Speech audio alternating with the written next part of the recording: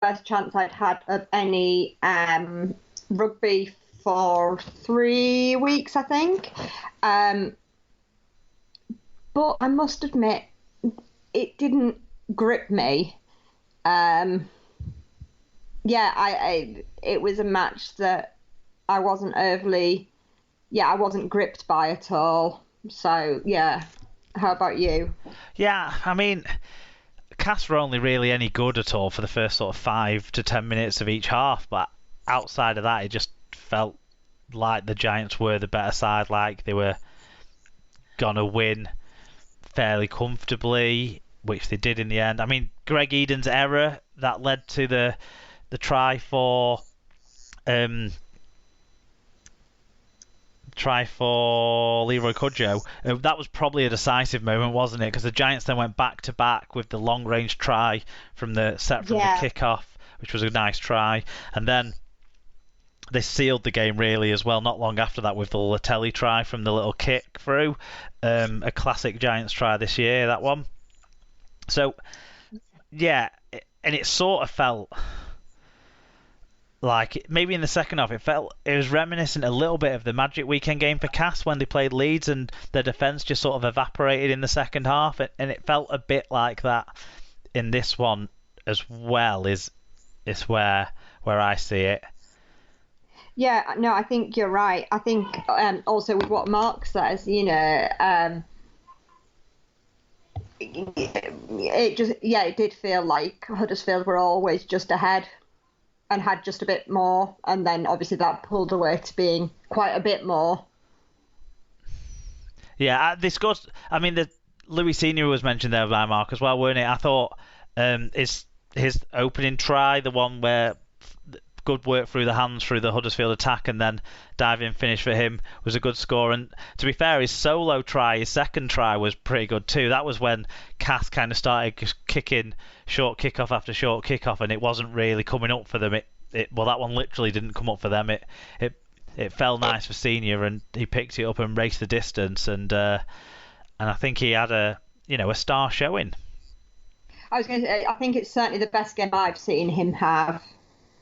He did look like he's going to be a very good signing for Rovers if he can continue with that form. For sure, yeah. One thing on the flip side that Cass, I think, seemed to work well with, and it was something Paul Rowley identified in the pre-match around Huddersfield's defence, sort of around where the halfbacks defend, kind of like 3 or 4 men out from the ruck, where he was talking about a weakness there. And Cass, both their tries, one on either side of the field, I think, kind of hit those areas. So yeah. So maybe there is something there, that a little bit of a secret that's out clearly about where to attack Huddersfield. So that'll be an area now that Watson will be trying to work up. But Cass clearly saw what Paul Rowley had already seen with his Salford side as well. So that was interesting, I thought, in the analysis of the game. Yeah, I must admit I turned on too late for much in the way of pre-match build-up. Yeah, and it didn't really change the outcome of the game because Cass didn't give themselves enough opportunities to make enough attacks close to Huddersfield's line in those areas. So Huddersfield were just definitely the better side. One bit of news out of this one: Sam Hewitt from Huddersfield got a grade A high tackle charge, no match penalty notice for him. So he's still good to go for the rest of the season. On to your game on Friday night. Hull FC hosting Wakefield. It was 16-6 to Wakefield at half-time. It finished 26 points to 18 in favour of Wakefield.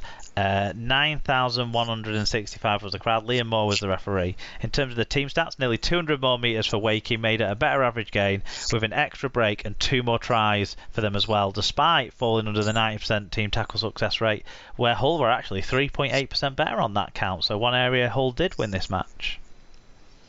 Yep.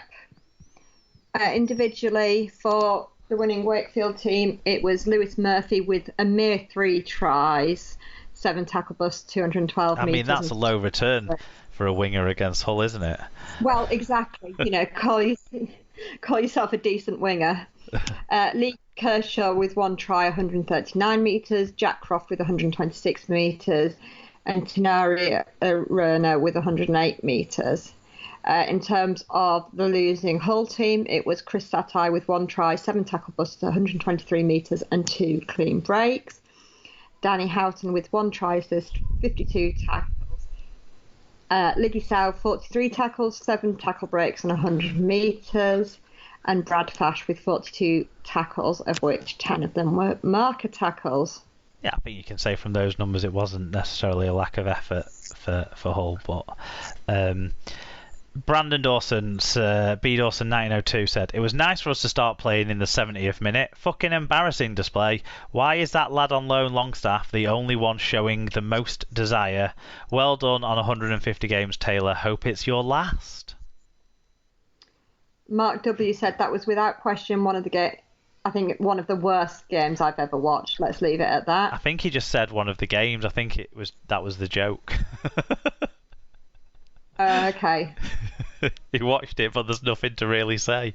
Okay. Paige said, "Well, at least we didn't fall apart like last week. Massive shake-up is needed at the club. Pearson out of order spout in his mouth. Take the young kid off. He's embarrassed. Keep him on and they target him. Double-edged sword. Too slow around the ruck. No game plan. Looked like a bunch of lads who met for a kick around. Ask for Liam Moore, he's a prick, but we don't help ourselves with stupid sixer gains." Tom Andrews said, FC's end of season capitulation consistent as ever. If I was an FC fan, I'd be less worried about the shite on the field and more worried about a chairman saying get him off to a young lad trying his best. If I was a youth player in the city, that would show me what side of the city I'd prefer. Blake was very impressed at Murphy's dive in the corner. That is what we should be showcasing. Wakey Wise said, "A dominating win for Wakey and a kind scoreline for Hull.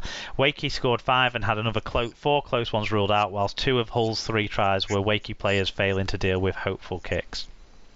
The highlight was Gaskell's great assist, using his nose to lay a sweet grubber on for Murphy. Looks like Wakey have completed another great escape." And we got a late line in from Esther, who said, "I've been away, so I missed the game, but I've now seen it. A few thoughts. 1. Why does Gaskell fall over and hold his head every time he thinks he's done something wrong? Like when he flattened Barron but got a lucky ball to the head. 2. Why was the Hood shoulder charge missed by the ref, as it was a straight in front of him and the video ref should have been a red? Now gets a ban, but no benefit to FC, same as happened at Huddersfield with Price." I thought Price was sent off in that game against you guys. No. All right. No, Will Smith got sin-binned for it. Oh, sorry, that game, the trip game. No one saw that. I thought she was meaning the Price one where he got his 10-game ban earlier in the season. Yeah, no. Not the petulant trip. 3. Attempted eye gouge on Longstaff not picked up by anyone. And 4. Barron had a mare but kept trying. Credit to him. Hate to think what Snide will do to him. Yeah. A bit to unpack, I guess. So where do you want to start? Sorry, I had a fly flying at my head then. Yeah, totally agree with Esther on Gaskell.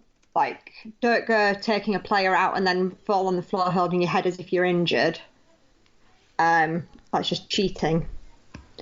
And technically, if you head a ball forward, it's also deemed a knock-on.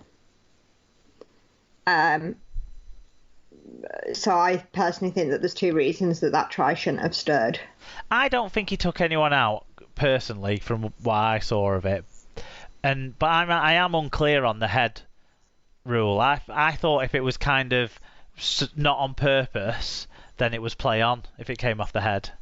So in the early 2000s, we had a match away at Leeds, and we had a try disallowed because it had come off.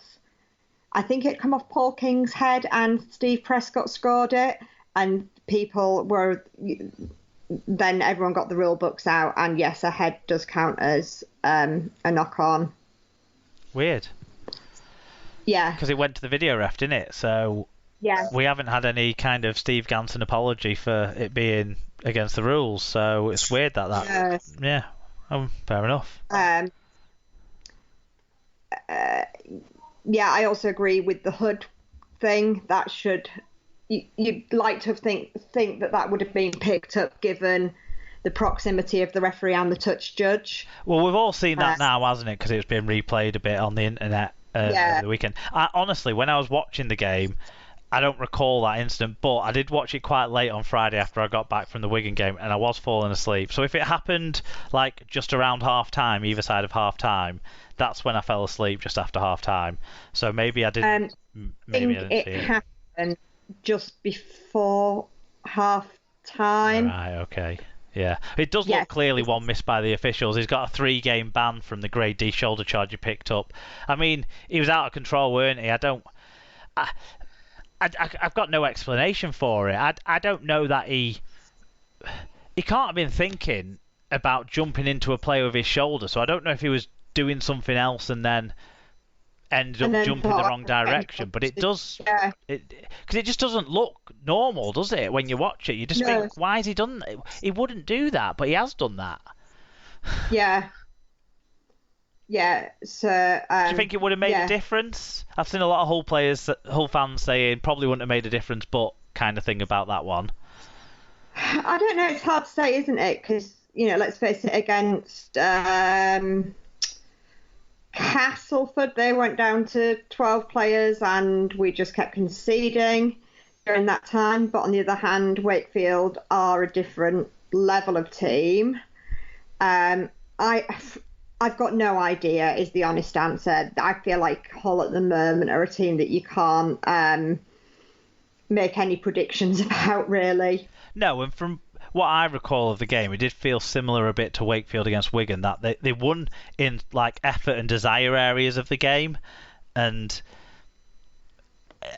like, they were the first to loose balls, they were the quickest to react to things, they seemed to want to win a bit more, it felt like.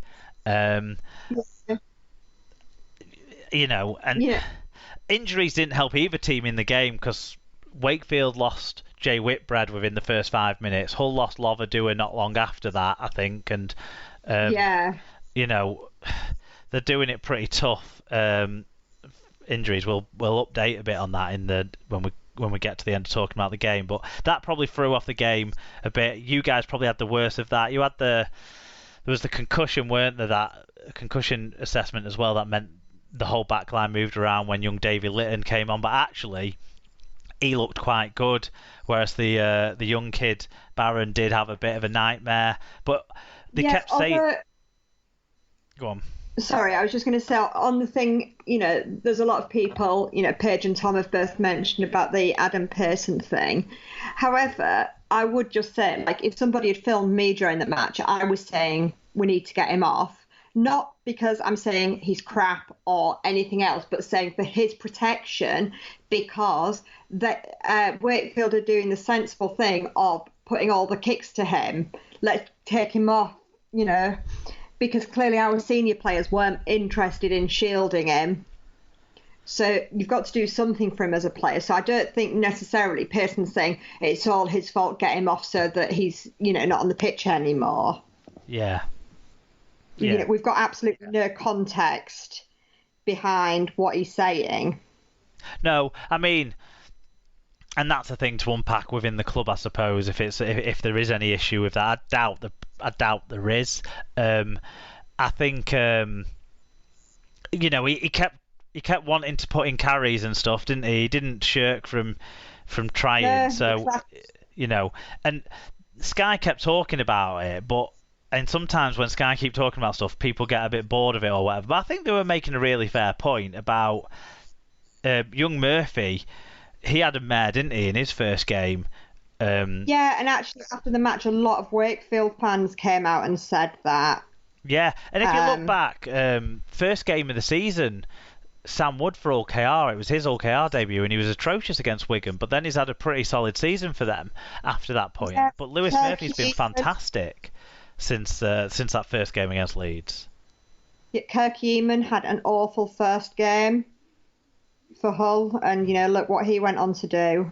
Yeah, Yeah, and he can draw inspiration from Murphy. Murphy scored that hat trick. His first of that hat trick was absolutely brilliant. A flying finish, wasn't it? It was a great modern winger's finish, the diving finish in the corner.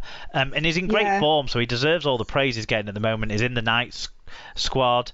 His other tries in this game were a bit more fortuitous, weren't they? We've talked about the one off the head. There was the one where there was the ball